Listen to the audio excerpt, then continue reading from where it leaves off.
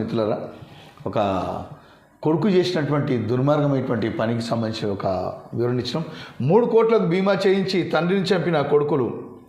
తండ్రి పేరుపై 3 కోట్ల ఇన్సూరెన్స్ చేయించి పామ్ కార్డ్తో వేయించి చంపారు 2 కొడుకులు. ఆ తర్వాత బీమా డబ్బులు క్లెయిమ్ చేసుకున్నారు. అనుమానంతో పోలీసులు కేసు దర్యాప్తు చేయడంతో విషయం బయటికి పడింది. తమిళనాడులోని పొత్తతూరు పెట్టెలో ఈ యొక్క దారుణం వెలుగు చూస్తుంది. ఇక్కడ చూడొచ్చు మిత్రులారా, ఒక నవంబాంతో మరి చంపిస్తున్నటువంటి విషయం, చనిపోయినటువంటి ఒక కన్నతండ్రికి సంబంధించి కొడుకులు ఎంక్వైరీ చేస్తున్నటువంటి విషయం, కొడుకు చేసినటువంటి విషయం పైన చూడొచ్చు నవంబాం మనం ఎంత పెద్దగా ఉందో. మరి సమాజంలో గతంలో క్రైమ్ న్యూస్ అంటే కేవలం కొద్దిగా ప్రమాదవశాత్తు జరిగినటువంటి ప్రమాదాల విషయమే ఎక్కువ ఉంటుండే.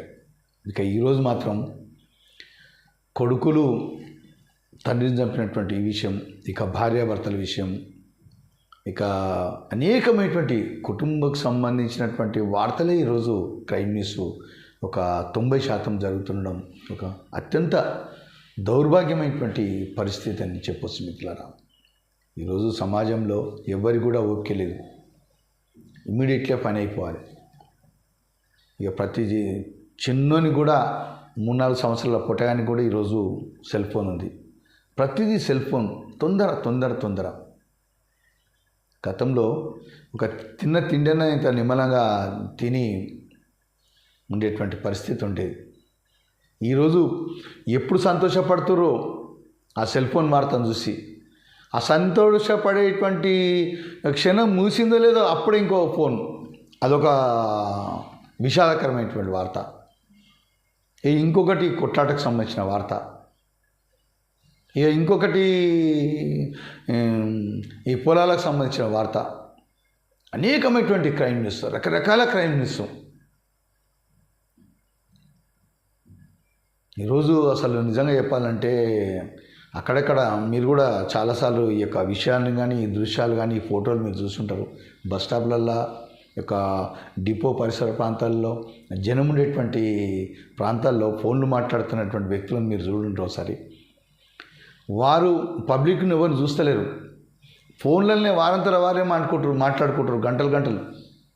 అసలు ఎవరిని చూసి మాట్లాడుతారు, ఏం మాట్లాడుతారు. కొంతమంది అయితే ఒక ఇయర్ ఫోన్స్ పెట్టుకొని మాట్లాడుతుంటే తవ్వంటి పోతున్నప్పుడే మాట్లాడుకుంటుంటాయి. అసలు అనిపిస్తుంది వీరు ఎవరితో మాట్లాడుతారు.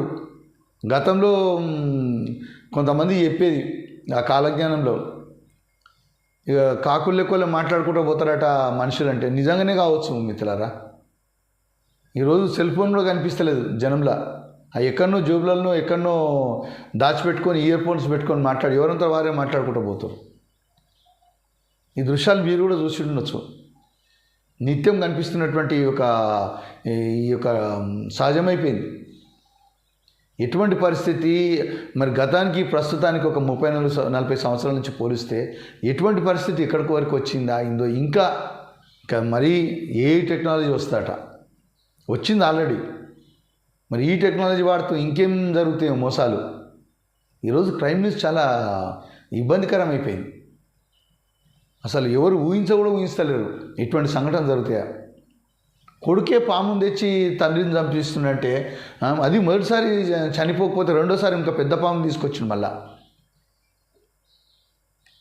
అంటే డబ్బు గురించి ఎంతటి దుర్మార్గానికి ఒడిగడుతుండో ఈరోజు సమాజంలో మనకు అర్థమవుతుంది మిత్రులారా. అది ఎవరు కూడా ఊహించకుండొచ్చు ఇటువంటి సందర్భాలు, సంఘటనలు జరుగుతాయని చెప్పేసి. ఈరోజు పోలీస్ స్టేషన్లకు వస్తున్నటువంటి ఫిర్యాదులు కూడా చూస్తే, గతంలో ఏదో ఒక క్రైమ్ న్యూస్ రోడ్లకు సంబంధించింది, ప్రమాదాలకు సంబంధించింది, అకస్మాత్తుగానో దురదృష్టవశాత్తు వస్తుండే పోలీస్ స్టేషన్లో. రోజు వచ్చేటువంటి పోలీస్ స్టేషన్ల కేసులు చూస్తే అన్ని కుటుంబ పరంగానే, తండ్రి కొడుకు, బిడ్డే తల్లి, తల్లి బిడ్డే, అన్నలు తమ్ముళ్ళు, బంధువులు, ఆ యొక్క కుటుంబానికి సంబంధించినవి. ఈ యొక్క సమాజంలో మరి ఇటువంటి వార్తలు మరి మేము చదువుతుంటేనే ఓసారి బాధ కూడా అనిపిస్తుంది. ఇటువంటి వార్తలు ఇది నిజమా, ఇది అవునా అనేటువంటి విషయాలు. ఇక రాబో కాలంలో మరి ఇంకెటువంటి ఒక సంఘటనలు మనం వింటామో ఇక చూస్తామో అర్థం కాని పరిస్థితి మిత్రులారా. ఏదేమైనా సమాజంలో మాత్రం యొక్క ప్రతి మనిషి మాత్రం యొక్క వింత పోకడలు, ఒక వింత వింత ఆలోచనలు చేస్తున్నటువంటి విషయం కళ్ళకు కట్టినట్టు కనిపిస్తుంది మిత్రులారా. ఇక అధికారులు కానీ ప్రభుత్వం కానీ ఎన్ని కట్టుదిట్టాలు చేసినప్పటికీ కూడా ఈ యొక్క క్రైమ్ న్యూస్కు మరి అంతమయ్యేది ఎప్పుడని చూడాల్సి వస్తుంది.